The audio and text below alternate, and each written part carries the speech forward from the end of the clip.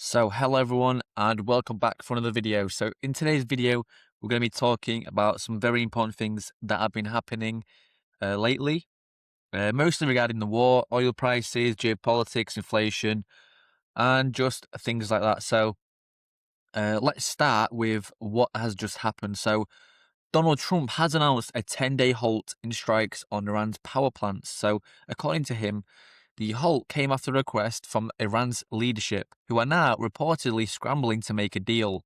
He said, I gave them a 10-day period. They even asked for 7, and I said I'm going to give you 10 because they gave me ships. Trump's feeling a little bit generous. So now, regardless of how you interpret that statement, the key takeaway from it would be that tensions are high and negotiations are unstable and the situation is fluid. So whenever things like that happen, the markets obviously react. So first, let's look at geopolitics. So oil and inflation. So here's a chain reaction that most people miss. When tensions rise around Iran, one of the world's key oil regions, oil supply becomes uncertain. That pushes oil prices higher, and when oil prices rise, everything becomes more expensive. And that's transportation, production, energy. And all of that is inflation. So now we combine all that with the slowing economic growth, and you get what we have is a very dangerous situation. So we'd call this stagflation. And that's a scenario where prices go up, growth slows down, and the economy, kind of gets stuck. And now the systematic problem with this would be that central banks are now trapped. They can't cut interest rates aggressively because inflation is still a problem, but they also can't keep rates high for too long because the economy is slowing down. So when the system gets stuck, money starts looking for alternatives. So historically, during global crisis, capital had a clear playbook. So it moved into things like gold, the US dollar, and the real estate, safe, traditional, and predictable. But in today's markets, we have a new player in the system, and that is Bitcoin. So think about this. If you lived in a country facing sanctions, financial restrictions, and economic instability, how would you move your money? Banks are blocked, transfers can be frozen, gold is hard to transport. But Bitcoin, you can move it across the world in minutes.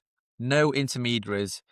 And we're already seeing early signals of this. So in regions under financial pressure, crypto is quietly becoming a tool for moving and preserving capital. But an important reality check would be that we stay realistic. Bitcoin is still a risk asset.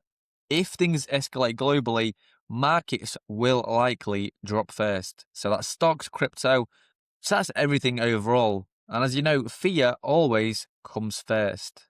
So here's the thing that most people don't understand. Phase 1 would be markets fall, panic kicks in, liquidations happen. But then comes phase 2, repositioning, and that's when capital starts reaching for protection. And this time, it may flow into places it never did before, into crypto.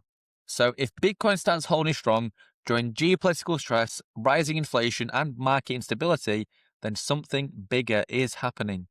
A perception shift from Bitcoin is speculation to Bitcoin is a store of value. And markets don't really move on reality alone, they move on perception. So the real question we have is, are we witnessing the beginning of a new role for Bitcoin in the global financial system, or is this just another temporary reaction? Because if this is real, this could define the next crypto cycle. If you want to understand where this goes next, make sure you're watching closely and you hit the subscribe button so you stay up to speed with all the latest market news. And another thing, just before I let you go, if you guys are looking to trade or, don't know a platform where to trade on, you can have a look in the description below for my personal link to Everdex, which is an interesting platform I personally use for all of my trades. So make sure you check it out. So as always, thank you guys for watching, and I'll see you in the next one.